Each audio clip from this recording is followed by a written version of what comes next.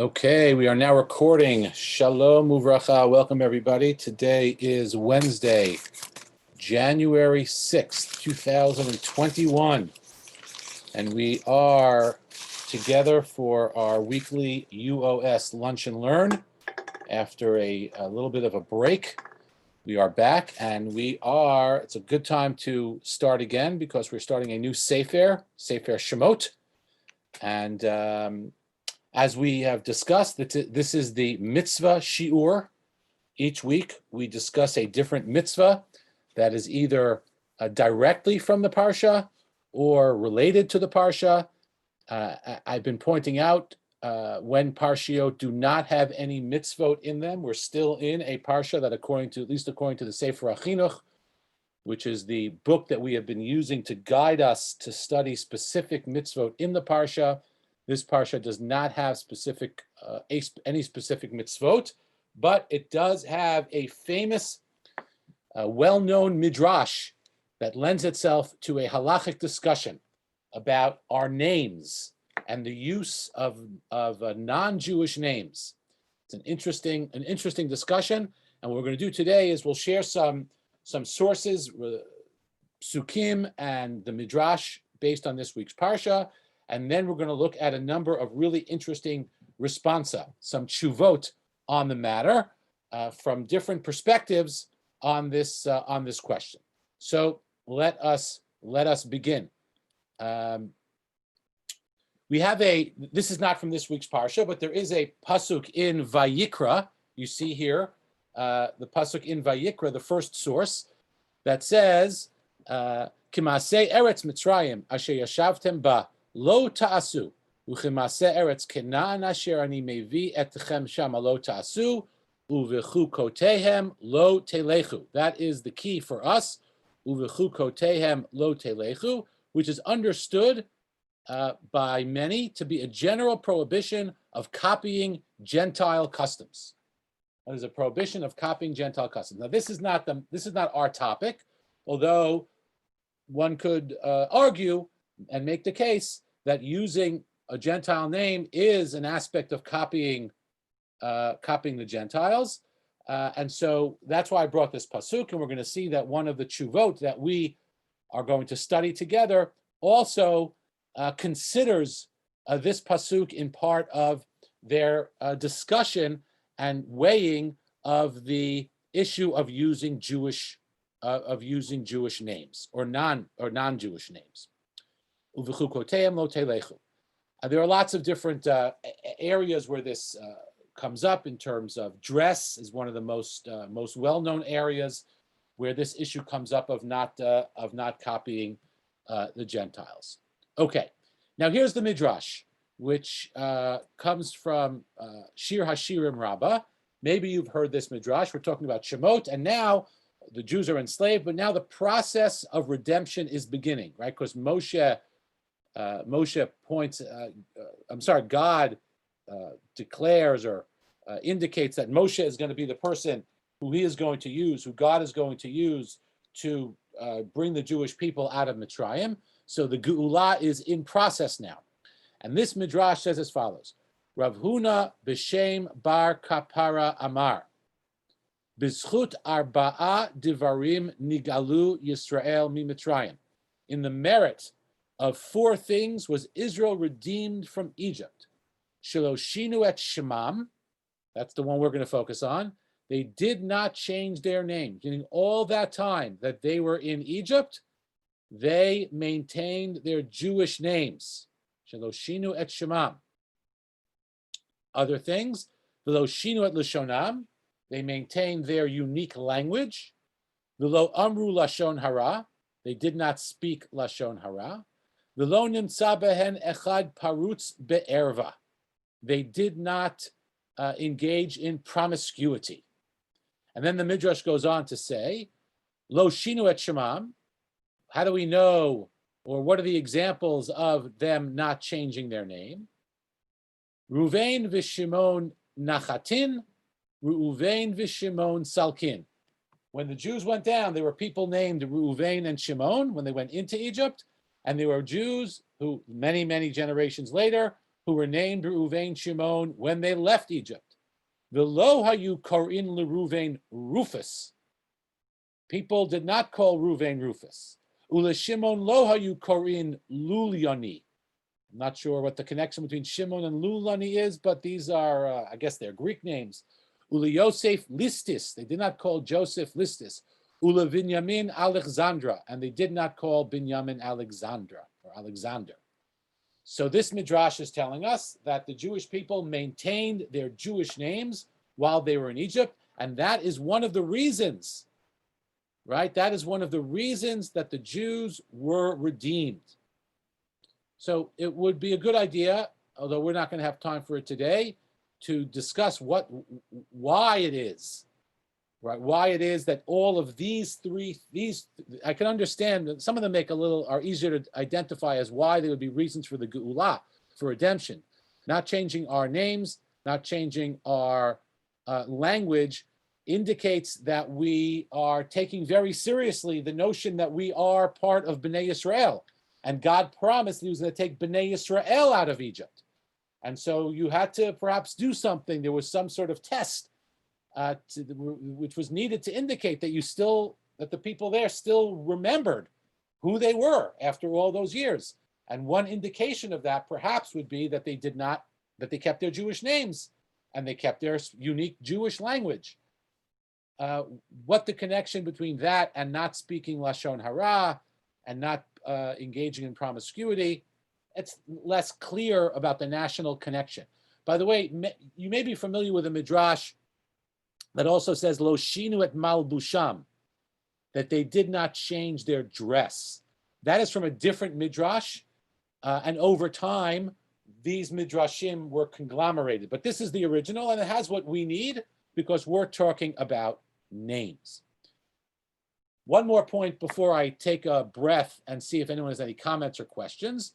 The Rambam in Hilchot Avodah Zarah, V'chukot HaGoyim, the laws of idolatry and Gentile ways, says as follows: Ein holchin b'chukot HaGoyim v'lo midamin lahem. We may not follow the statutes of the idolaters, nor may we resemble them. Lo b'malbush v'lo b'se'ar v'chayotzi bahen. Not in our dress, not in the way we do our hair, or anything of the like.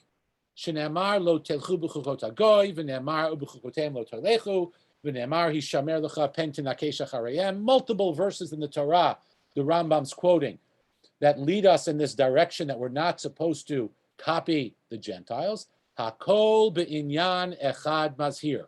All of these things are warning us against one thing. Shelo yidme lahem, ella yihiyeh Yisraeli muvdal mehem v'yadua b'malbusho u'bishar ma'asav. That we have to maintain our unique Jewish identity, and we have to, the English share a single theme. They may warn us not to try to resemble the Gentiles. Instead, the Jews should be separate from them and distinct in their dress and in their deeds. Everything we do has to be unique. Just like we have different ideals and a Torah, so we have to also dress differently and act differently. Okay, so he goes on to say, thus one may not wear a garment which is unique to them, or grow the tresses of our hair as they do. We may not shave our heads from the sides and leave hair in the center as they do. This is called the belorit. I think it's called nowadays a mohawk. We may not shave the hair on the front of our faces from ear to ear and leave a growth at the back of our heads as they do. We may not build temples in order that many people may enter as they do. Whoever performs one of the above or deed of this nature is liable for lashes. And these are specific examples that may have been unique to the time of the Rambam. And everything has to be measured against a specific time that we are in. So with all this, we have this notion that we're not allowed to copy Gentile practices. Maybe that includes Gentile names or non-Jewish names.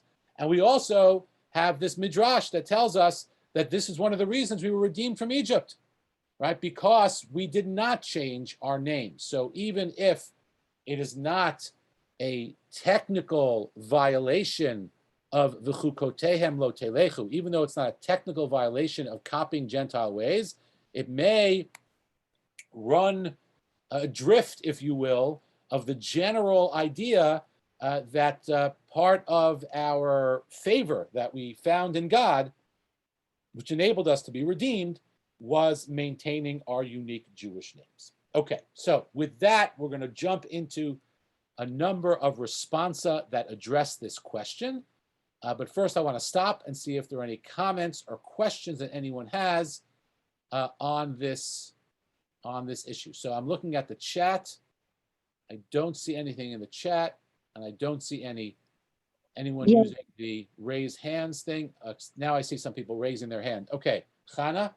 Yes, I agree with this 100% because first of all, the names that were given to the sons of Yaakov were very meaningful, like Reuven, Ra'a, Ben, Shimon, maybe Shama, Hashem, like the names were very meaningful. Right. But so that shows something about identity. Second, even the Malbush, the levush, when the Greeks wanted the Jewish people to wear this white sheet, the Romans, the Greeks, that influenced very much the behavior. When you shave your hair like them and you have their names and you speak like them and you wear clothes like them, it changes your inside. The outside influence the inside. And Sure. that influenced bolelut, how you call it? Assimilation. Assimilation, exactly. Yes. So that the outside has much influence on the inside. Excellent point. Excellent point. Thank you. 100%. Okay, thank you. Excellent point. Andrea, I don't understand your question you asked.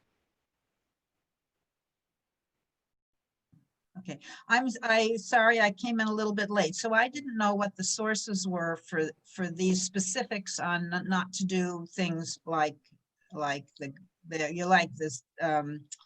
Egyptians. Okay, the dress. You were very specific about dress and hair and all these things. I didn't see where it was from. It's from the Rambam over here. Rambam's Laws of Idolatry. Thank you. Sure. Okay. Okay, great. Yes, Chana. You have to unmute, Chana. Sorry. I see that it says on the Hebrew here, בזכות ארבעה דברים נגאלו ישראל ממצרים שלא שינו את שמם, in highlight, that they didn't change their name, their language, etc. And I know that some rabbis tell people, well, if your life is like this or like this, maybe you need to add a name to your name, or change something, or take a letter out, or add a letter, and so on. Okay, are you going to talk about that? We'll have an example of that, but that's not what lo shinu et shema means. Because you see from the end of the Midrash over here, where it says lo shinu et shema Reuven v'Shimon nachatin, Reuven v'Shimon salkin. They came down with the names Reuven Shimon, and they left Mitzrayim with the names Reuven and Shimon. It doesn't mean changing their names from one Hebrew name to another. It means not using non-Jewish names. The notion of adding a name is different, because usually when you add a name when someone's sick, you're adding a Hebrew name like Chaim or Chaya, or we'll see an example of that at the end. Excellent question. Okay, so the first source we're going to see, the first tshuva, the first response we're going to see on this is from Rabbi Moshe Schick, known as the Maharam Schick. You see his years, 1807 to 1879. He was a Hungarian rabbi, and he wrote a collection of tshuvot. This one, he's sending it to a place called Chusta. I do not know where that is. I did not have the opportunity to check it out, but he's sending it to Chusta. And he's sending it just around Rosh Hashanah, because you see, he says, L'shana tova yikatev v'yichatem.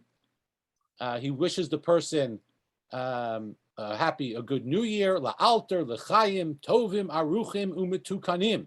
Right, a very nice bracha that he gives the person. He should be written and sealed immediately for a good year, a long year and a healthy year. And the name of the person is Meir Kalish. I'm not sure who that is either. So he says, Sha'al sheyesh b'nei adam shemichanim atzmam b'shem hagoyim. There are some people who call themselves, who use non-Jewish names. Uma'alato hochiach otam. And you, the exalted one, you told them they were doing the wrong thing. You gave them, you exonerate, not you gave them some musar. You told them they were doing the wrong thing. Dehare amru Midrash. He quotes our Midrash. Shebeschut zeh shelo shinu et shemam zakinu latzeit miMitzrayim. After all, because of them not changing their names, they merited to leave Mitzrayim. Vehem mishivim. So that's so this person is writing to the Maharam Shik and saying, this is what I did.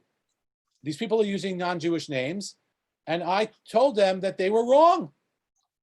And they answer, Vehem mishivim shelazeh dai bima sheyesh lahem shem Yehudi likrotam bo lalot l'Torah. They say, no, it's fine to use a Jewish name, a non-Jewish name, as long as we have a Jewish name that we use when we're called to the Torah, or I guess other things to put on the ketubah, or other times when we need a Jewish name. So that's what they're telling this person. And here the Maharam Shik, he pulls no punches. V'zeh davar hevel v'tipshut. That is emptiness and foolishness, meaning it's meaningless. It's a terrible answer. Ki bivadai, listen to this. Yesh bazeh isur deoraita.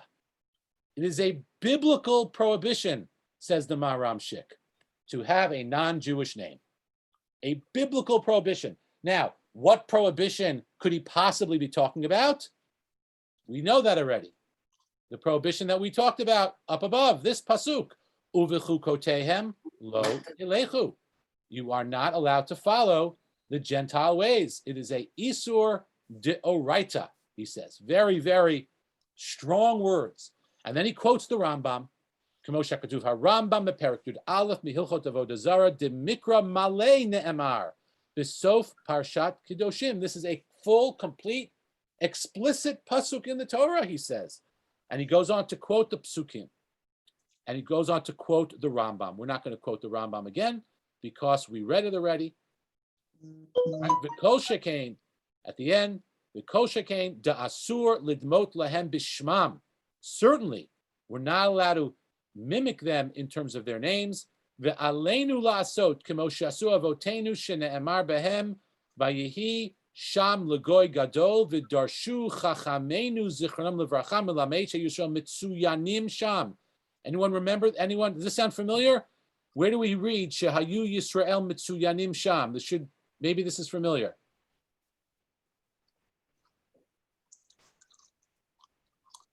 This is part of the Haggadah. We say in the Haggadah, Shehayu Yisrael. What does that mean? Mitzuyanim sham. They stood out. How did they stand out? They stood out because they didn't change their names, and they didn't change their clothes, and they didn't change their language. So we have to do that. We have to be the same. We have to take our lead from them and follow them and not make any excuses. And it's an isur deoraita. It's a biblical prohibition if we do not do that. Okay. He has more to say, but I'll take some comments or questions. Chana. שהיו ישראל מצוינים שם, it's interesting for me, it comes as two translation. מצוין is excellent, and לציין is to, איך אומרים באנגלית לציין? Point. To point. So Right. It could be both. It's interesting. Right. Isn't there a special award given to an Israeli soldier, a chayal? Hitztainut, yes. Right. Because he's outstanding. Yes. Outstanding. Right. Hitztainut. Right. Outstanding. That's what it means. Right. He's different. Because of his behavior or his bravery or his activity, he or she have showed themselves to be different, qualitatively different. Right? Actually, outstanding. But that's what outstanding means. Outstanding, yeah. Outstanding means I see a whole line of soldiers. They all look the same to me, except for that one.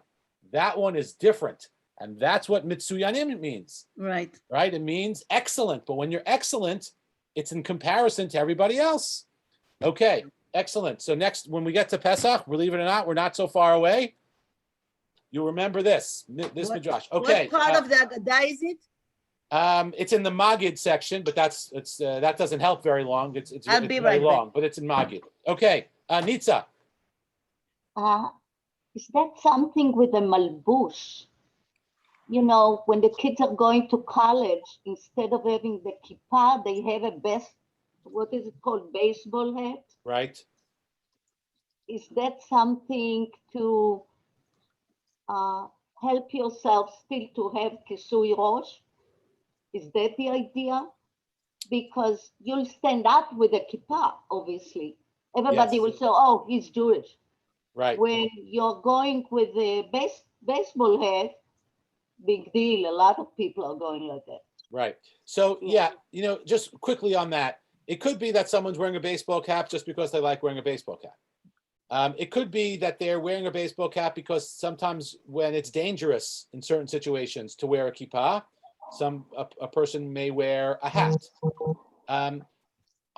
It's also important to note that this prohibition of uvechukotehem lo telechu is generally understood to apply when one is doing it purposely to mimic Gentiles, as opposed to if there's another reason. And there's a famous discussion about this, about doctors, when Jewish doctors were first allowed to practice in hospitals. The question was asked, are they allowed to wear the white coat that all the other doctors are wearing? Because up until then, only Gentiles were wearing it, because only Gentiles were allowed. And I believe it's the Nodeh B'Yehuda Rav Yecheskel Landau, a very, very important posek, who makes this distinction. The doctors are not wearing the coat because they will specifically want to look like non-Jews. They're wearing the coat because that's the uniform. That's what doctors wear. And so that's also in play here. Although we're not going to get into the discussion too deeply, but that's in play here. Okay. So any other comments or questions on the Maharam Shik? Yes, Chana, you found it? Yes, I did. Pasuk 16, can you see it? רגע. רק רגע. I'll spotlight you. הנה, Can you read it? 15. Read it, Hannah, read it. אוקיי. ויהי שם לגוי, מלמד שהיו ישראל מצוינים שם. תראה כמה מהר קראתי עד פה.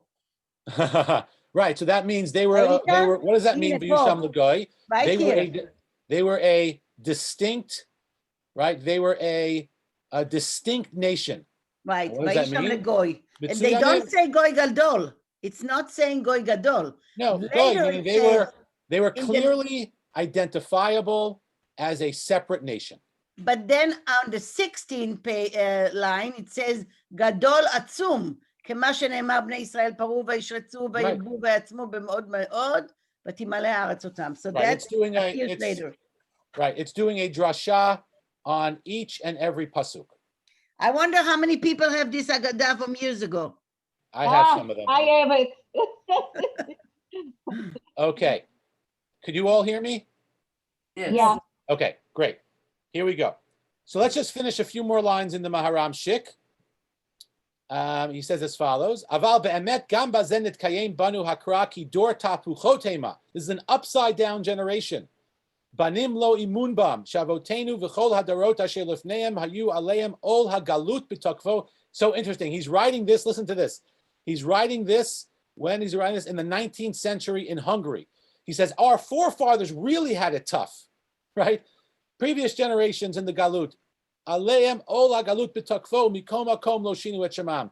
Even our ancestors who had it much harder. I don't think he's talking about in Egypt. He's saying, I don't know, 100 years ago, 200 years ago in Hungary, they had it really hard. And their Jewish name was not something to be embarrassed about.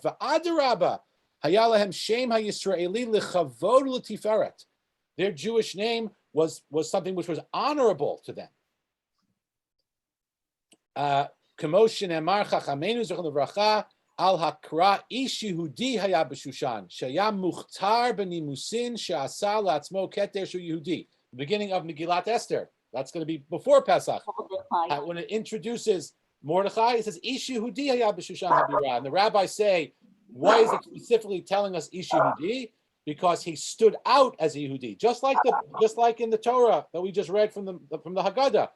Vayusham Legoy, they were obviously Jewish in Egypt. So Mordechai was, whatever it was, through his nimusin, through the way he acted, or maybe through the way he dressed, he was obviously Jewish. And they upheld these verses about not copying the Gentile ways. Listen to this. Shehukal koved hagalut. I don't know what life was like in 19th century in Hungary.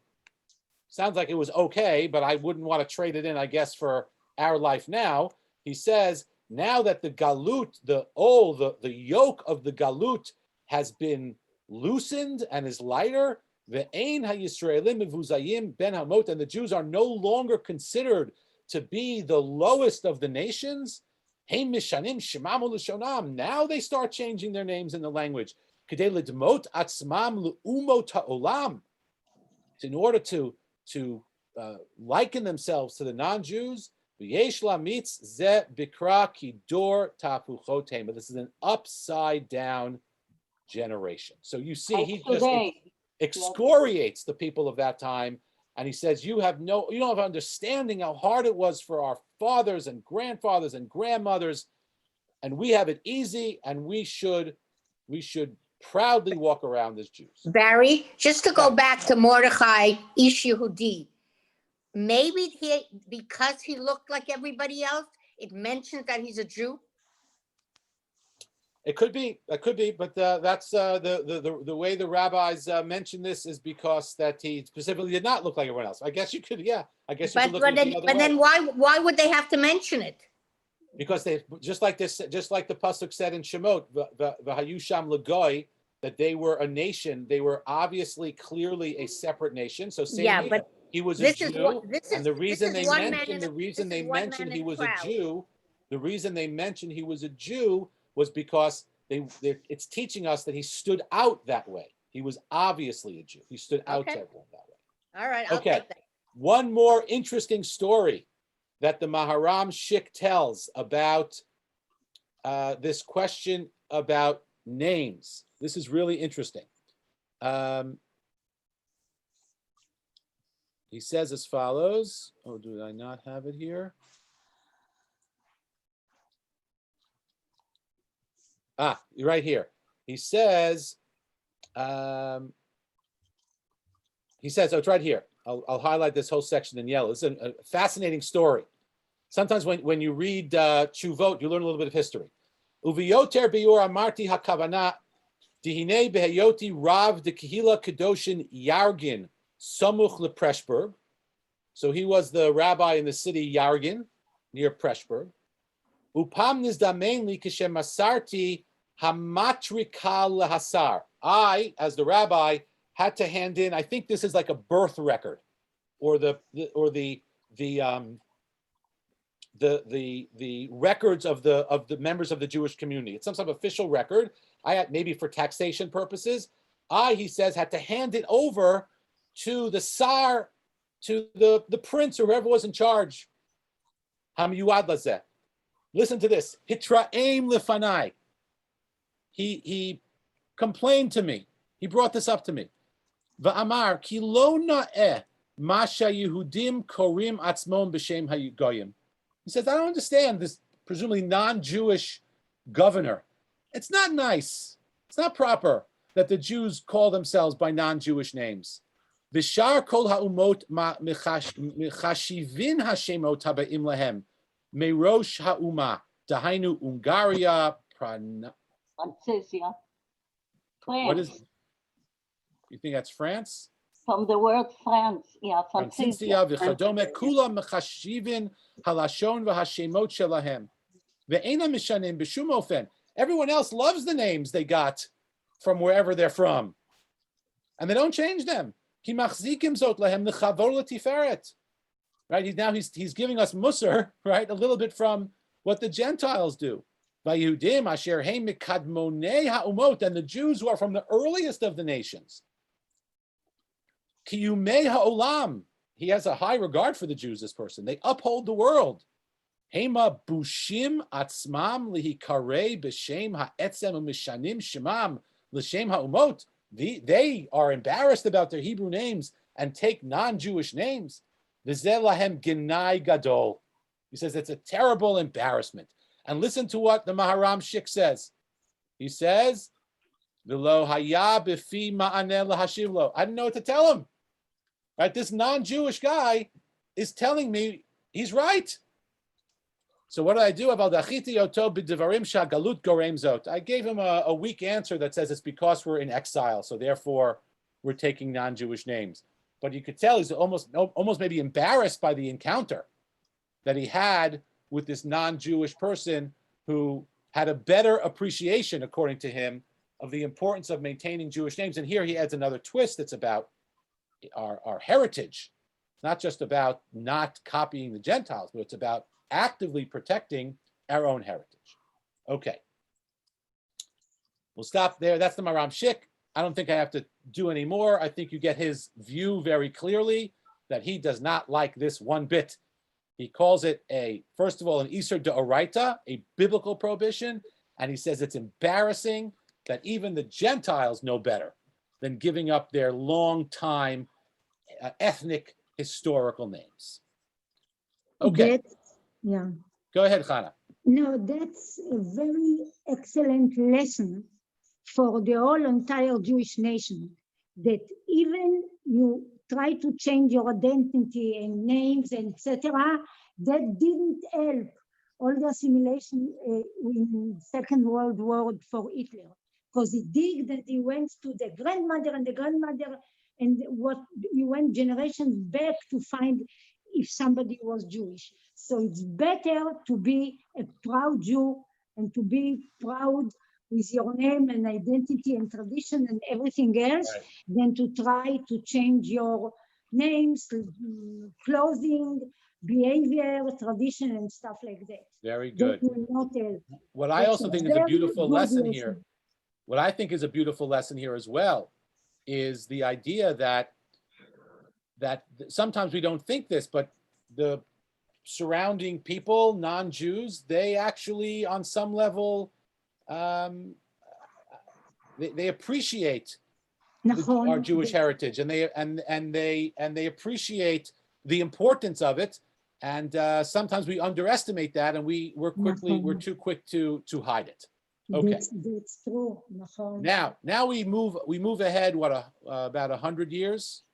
The Maharam Shik lived from 1807 to 1879. And Rav Moshe Feinstein was born in 1895 and died in 1986. So a little more than 100 years. We jump ahead to Rav Moshe Feinstein, and he has asked a similar question. He's asked a question from an Avreich. An Avreich is a yeshiva bacher. Okay, a yeshiva boy. He's about to have a baby. He and his wife are about to have a kid. And it sounds like he wants to name the child after his mother, but his mother had a non-Jewish name, and he's concerned. And so he turns to Rav Moshe Feinstein for help. Okay? And here's what he says. Okay, I'm muting everybody, but someone has something going on in the background. Okay, everyone's muted again. Here we go. He has a very different approach than the Maharam Shik. And it's important to note, I think, the Maharam Shik is in Hungary, Rav Moshe Feinstein is in America. I think that makes a difference in the way that they may have looked at this. Hinei b'davar shemot shel laz shekatavti sha'af shehu davar miguneh eino isur. He says, I don't like it. It's miguneh, it's disgusting, meaning from a Jewish perspective, I guess, but as opposed to the Maharam Shik, who says that Isur D'Oraita, it's a biblical prohibition, but Moshe Feinstein says there's no prohibition at all. Shelachein chazinan, and listen to this is so fascinating. Shelachein chazinan shekama shemot shelaz mikol medina medina nasu b'meshech hazman degalut ha'aruch shenitchalfu hamedinot she'af shemestama tzavchu mitchila nishtaku hashemot ben Yisrael. as time has passed, many non-Jewish names, even though at first people may have objected, eventually became embedded in the Jewish community, and people call themselves by those names. Ad shenikru kvar l'shemot Yisrael b'shemut nashim heim biyoter etzlenu, she'anu mibnei Ashkenaz, heim shemot Ashkenaz. It says amongst the Ashkenazim, a lot of women's names have made it into our sort of list of accepted names. Umigdole Sfarad harbe shemot Michel Sfarad, and within the those who were exiled from Spain, we also have non-Jewish names from them. And then he says, "V'gam geonei olam migdolei arishonim kibal hamagid Mishnah sheshemo haya Rabbeinu Vidal." He says even some of our greatest rabbis, the author of the Magid Mishnah, a very important commentary on the Rambam, his name was Vidal. That's not Hebrew. V'kama geonim kidemeshkachina b'tshuvot rishonim v'gam shem Maimon aviv shel Rambam. Right? What does the Rambam mean? Rabbeinu Moshe ben Maimon. Maimon's not a Hebrew name. Rambam's father had a non-Jewish name. Kinereshu shem laz. Shelachen chas v'shalom lanu lomar shelo asu kehogen. God forbid we should say that these great sages acted improperly. Da'charesha kavar nitraglu Yisrael be'elu hashemot. Ein bazeh shayachut l'tam hagenai. So once these names have become accepted, we can no longer attach to it this negative reason. And then he addresses the young man. Ve'ein lishanot likro shem bino o shem bito al shemot hazikenim v'hazikenot shenekru b'shemot laz shehu inyan kavod hamishpacha. And don't change the custom of naming after our elders, even though it's a non-Jewish name, because that is great honor to the family. Af shehem midor hakodem, even though from a different generation. She'al kol panim ika alav lichavdam. It's obligated to honor them. The kosher kain kisheyesh alav likro et shem harav mamash shechayab b'chodam. Especially when you have the opportunity to use the exact name of your parents. That is, then you're definitely obligated to honor them. And by the way, he goes on also to note that many rabbis in the Talmud also had non-Jewish names. One of the most famous is Rabbi Yishmael. Not only is it not a Jewish name, it's named after Yishmael, who is not one of the favorite characters in the Torah. It's interesting, no one names their son Yishmael nowadays. I'm sorry, I shouldn't say that. Jews do not name their son Yishmael nowadays, right? But in the time of the Talmud, it was a name, and one of the greatest sages was Rabbi Yishmael.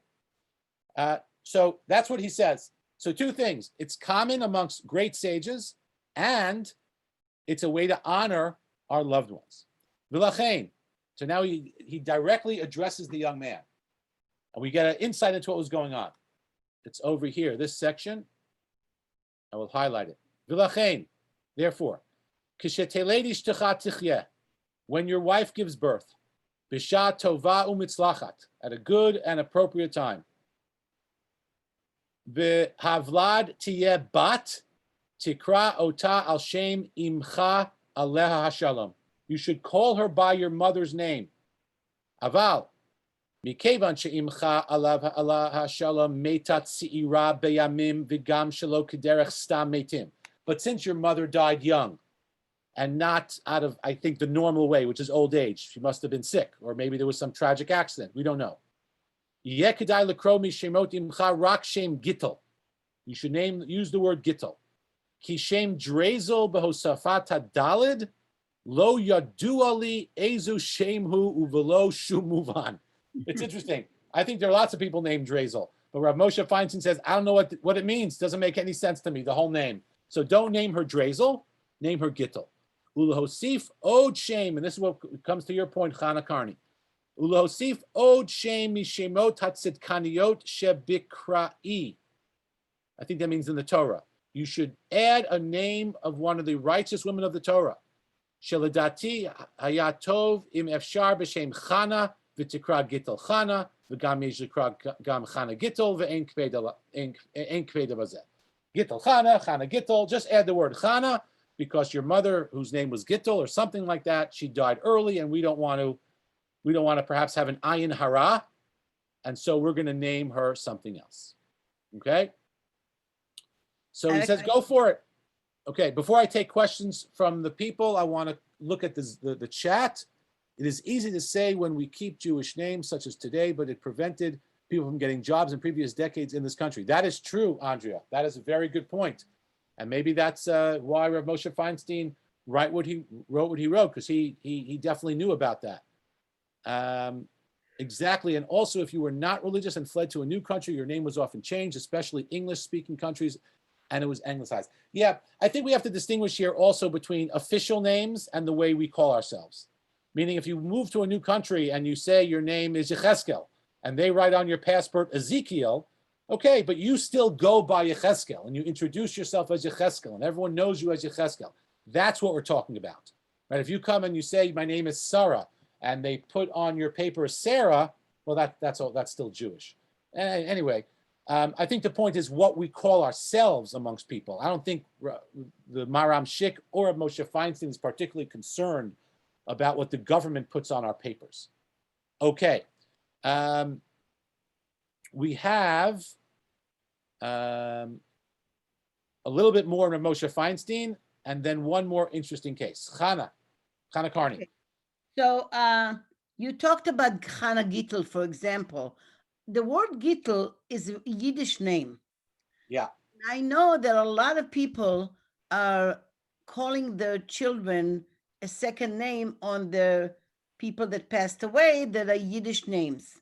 Yeah. And we're not talking about it here. We are considering it as a Hebrew name, but it's actually not a Hebrew name. So that's a great point. Let's change our terminology to Jewish names. Okay, that's Hebrew names. I think that's a good point. Meaning, what we're talking about here, since Yiddish is a Jewish language, Yiddish names are Jewish names. My wife, for example, her Jewish name is Shendel. It's not Hebrew. It's Yiddish. It's Jewish. So yeah. So let's use the term Jewish names. That's a better approach. okay. Excellent. Okay. Zach. Yes, I would like to share for a moment my personal experience with the names. In the 70s, as you know, a great aliyah and migration from Soviet Union, which I consider one of the worst galut in our history, happened. And when you arrive to Vienna, you have to go to meet with Sachnut. And the first question, when they look our papers, they ask my wife and myself, what are your parents' names? And my wife says Gershon and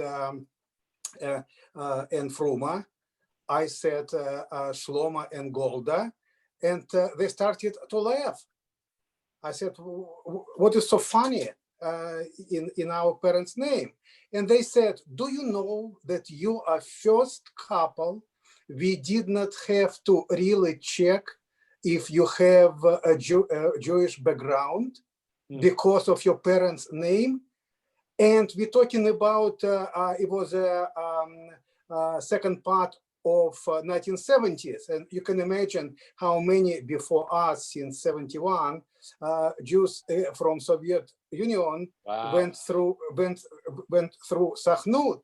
The point I want to show you, statistically, we were already at the point of instinct as the Jews by this time, having almost practically 50 years denying of our Jewishness. This is why I just cannot stress enough how your class is important to bring it up. Thank you. Zach, how long did your parents and you wait for your permission to leave from when you first applied?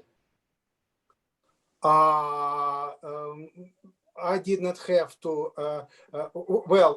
It's since I was in the Soviet military, I had to wait for 3 years, and then from the moment when I started to knock on the doors, it took about 3-4 months, maybe. It was already glasnost by then, you're saying?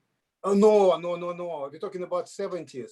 Glasnost started from 1985. So even in the 70s, it was 3 months in the 70s. Yes. But the funny thing that because we had to give up our apartment, somebody from the top officials, they wanted our apartment badly, and they gave us so-called green lights. Oh, kick us wow. out. Amazing. Even the anti-Semites, right? Amazing. Yeah. Okay, let's look at Rav Moshe Feinstein when he addresses the Midrash that we saw, and he uses it as another way to excuse or to accept using English names. He says, "V'nei yesh makom lomar dezeh sheshibchu Chazal b'galut Mitzrayim shelo shinu et shemotam hu likodem matan Torah." I'll say it outside. It's a fascinating idea, he says. He says, the reason why it was so important for the Jews in Egypt not to change their names was because they had no other way to maintain their Jewish identity. There was no Torah. There were no mitzvot. There was nothing to do to indicate that I'm Jewish. So the only way to do that was the way we dressed and the way we spoke in our names. But now, once the Torah was given and our whole life is framed by what we do as Jews, then the notion of not changing our names is not so important. Right? I think that's a really interesting idea because what it teaches us is that the body of mitzvot, right, are not just individual things that we do here and there. They are viewed, or should be viewed, as our identity, and what creates our identity and what other people should see about us. Just like people should see a unique dress when the Jews were in Egypt, when people look at us, there should be something about us which indicates that we are Jewish, because it's our whole, that the mitzvot, I mean, our mitzvot are that thing. Our mitzvot serve the same function that dress and name served before there even was a Torah. So that's Rav Moshe Feinstein. Again, his main points are it's not prohibited at all. Second of all, especially if you're doing it to honor a parent. Third of all, many great sages had non-Jewish names. And finally, since we have the Torah and mitzvot, those are our external ways, if you will, or the ways that we show that we're committed to Judaism, even if it's not external. Maybe that's a better way to say it. And therefore, the maintaining of the uniquely Jewish names does not take on that type of urgency. Okay, yes, Mom.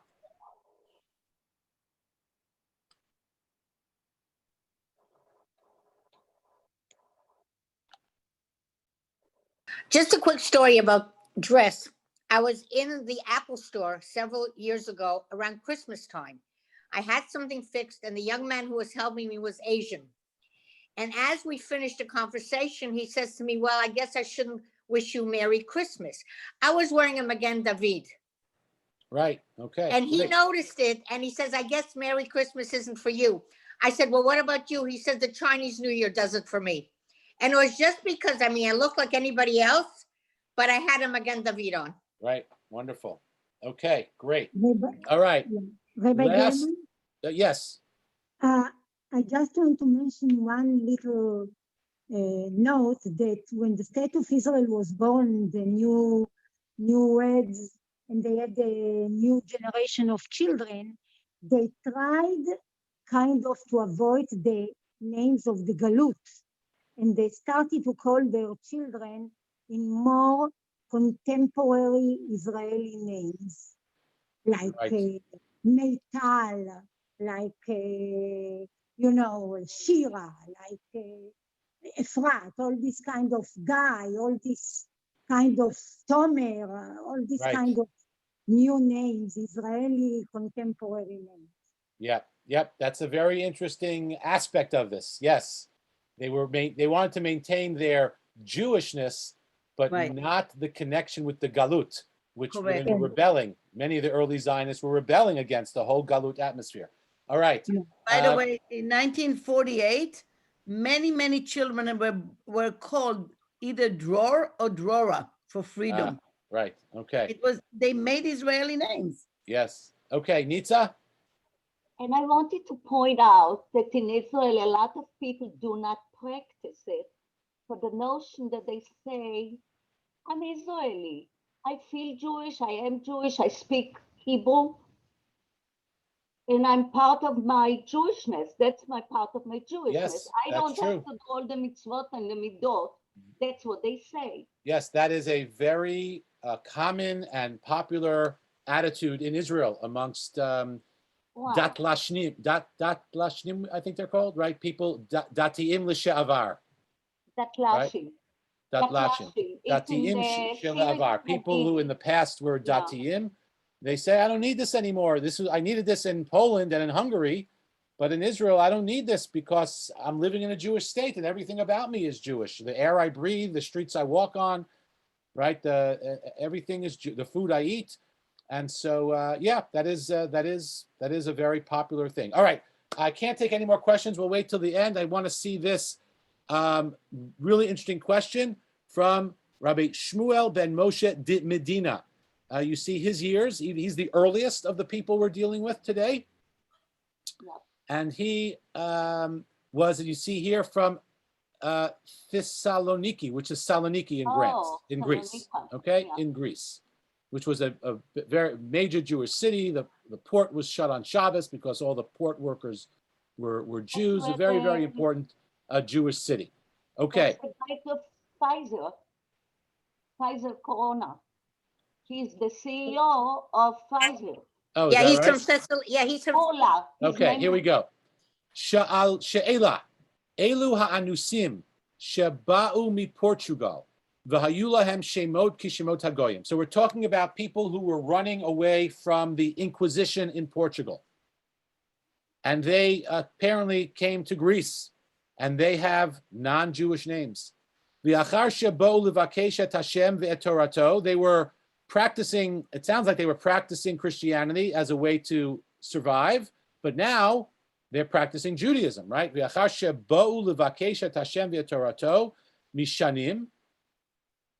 shemam l'shemot b'nei Yisrael. They changed their names to Jewish names.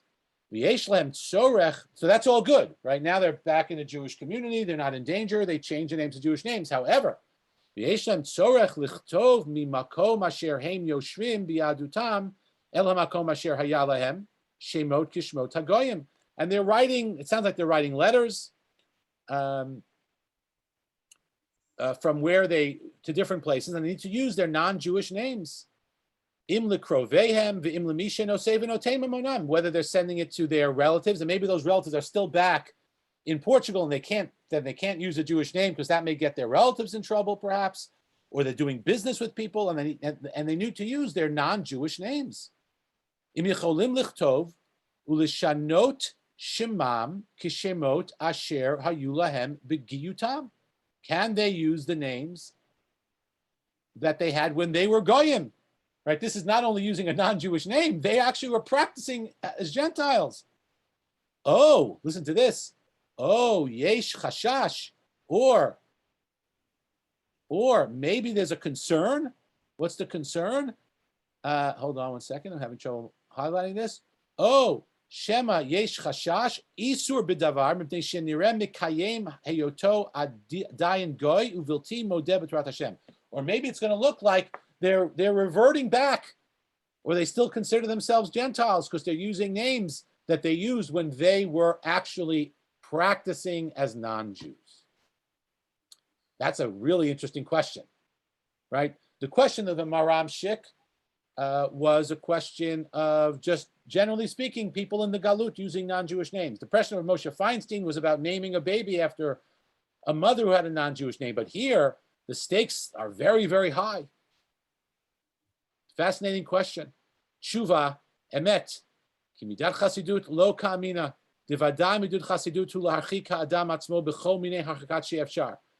chasidut, meaning it would be wonderful and it would be above and beyond the call of duty to do this and to stay far from any type of Gentile practices. Ubifrat lemisha avru al rosho hamayim hazidonim, and all the more so someone who the the terrible waters have washed over, meaning the people who had to practice as non-Jews. Achein min hadin. However, when it comes to the halacha, the strict bottom line halacha, nire be'enai davar barur she'ein bazeh chashash isur klal. It's clear to me that there is no prohibition whatsoever. And one of his proofs is a Gemara in Masechet Gittin, which I will share with you here. Aval shemot hagoyim einam asurim laYehudim. First, he starts talking about clothing. Because when it comes to names, they're not prohibited. Non-Jewish names are not prohibited. V'rayah davar. My proof is da amrinan begittin, Perek Aleph, Gittin haba'im midinat hayam. We're talking about the Talmud, right? You have Jews in Eretz Yisrael and Jews in Bavel. So a get, a writ of divorce that comes from outside of Eretz Yisrael, afal pi sheshmotehem kishemot goyim, even though the names written on this get are non-Jewish names, kisherim, it's still kosher. Mipnei, the Gemara says, listen to this, Sherov Yisrael shebechutza la'aretz shmotehem kishmot goyim. It's an amazing thing that we're learning. History. In the time of the Talmud, the majority of Jews who lived outside of Eretz Yisrael had non-Jewish names. V'gam be'eretz Yisrael hayu shmotehem kishmot goyim. And even in Israel, there are people who had names that were non-Jewish names. Delo ika ben Eretz Yisrael l'chutz la'aretz ela rov. The only difference was the majority of them in the diaspora, and not the majority of them in Eretz Yisrael. Okay. So that's what he says. That's his point. And he goes on to say, what's his concern? Why would it not be a kosher get? He's concerned as follows. Mitoch divrei harash mashma b'feirush shayu Yisraelim nikrim kishmot muvhakim shel goyim shekatav v'zel shono. The Rush also says, a commentary on the Talmud from the Middle Ages, Jews were using non-Jewish names. Amar le lo ba liyadenu ela get shayu chotmin alav lukus vilus. We had a get that came to us, and the names on it, it sounds like the witnesses who were signed. The witnesses signed lukus and lus. Vichsharnuhu, and we said it was a kosher get. The kevan de lo shchicha Yisrael b'shemot halalu vaday lo ta'a hashliach. The fact of the matter is that since most Jews do not have these names, it seems clear that the shaliach did not make a mistake, right? Vaday lo ta'ah shaliach lachtim anashim ka'ela, and write their own names, shem domim bishmoteim legoyim, and write names that were similar to Gentiles. At shechakar pishpeish achareim v'nodelo sheYisrael heim v'hichtimam. Hare befeirush sheYisrael korei atzmo b'shem shemot goyim uvhakim Yisrael kasher have v'kasher lachtom beget. A non-Jew who's observant and even though they have a non-Jewish name is permitted to sign on the get. So that's a fact. So he's saying these people who are anusim and have to do business and write letters, they should not feel that they're doing anything wrong by having to write Jewish names. So just to review, we have the Maram Shik who says Isur Deoraita. And it's embarrassing because the Gentiles even keep their ethnic names and we don't. Then we have our Moshe Feinstein who does not like it. He says it's miguneh, it's distasteful, but there's no prohibition at all, especially if you're being named after somebody. And then we have, and remember, lots of great rabbis had non-Jewish names. And then we had the notion of the difference between before the Torah was given and after the Torah was given.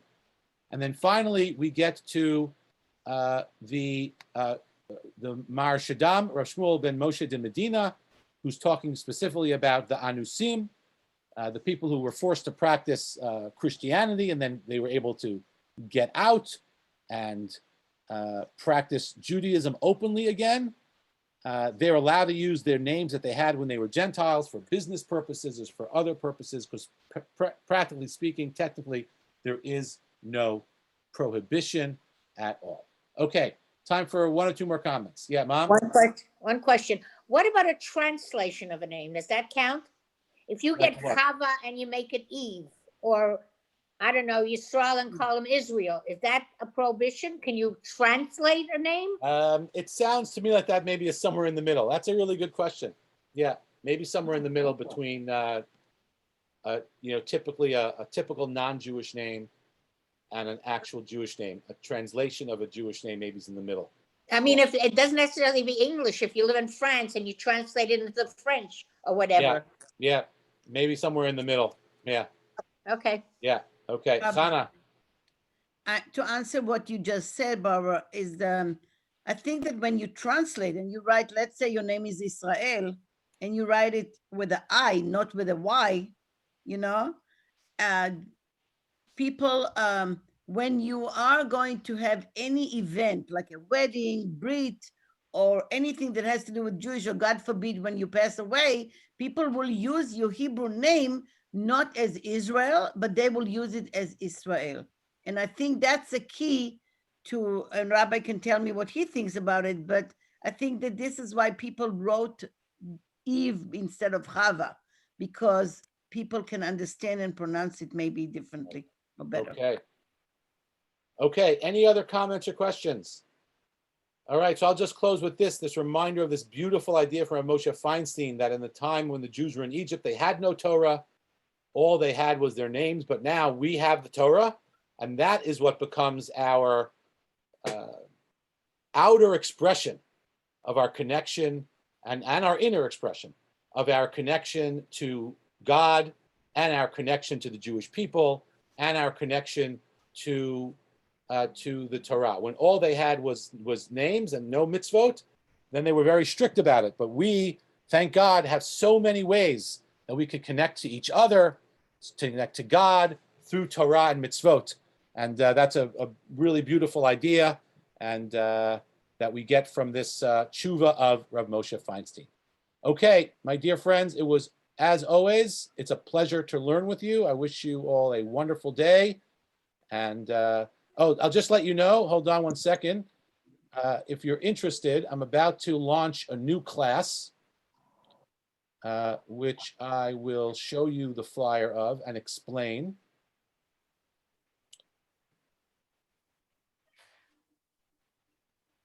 Can you see this flyer? Yes. So starting tomorrow night, for just a half hour on Thursday nights, 30 minutes on Thursday night, we're going to be discussing the Torah commentary of the Ramban, who wrote a profound Torah commentary on the entire Torah, offers lessons on life, faith, and personal growth, a way to get in the spirit of Shabbat and to enliven and enlighten our understanding of the weekly Torah portion via the same Zoom link starting tomorrow night at 7:45 p.m. Thank you so much, Rabbi. So hope you could join. Have a wonderful, wonderful day, everybody. I hope to see you all soon. Shalom uvracha. Bye. Bye. Okay. Bye-bye.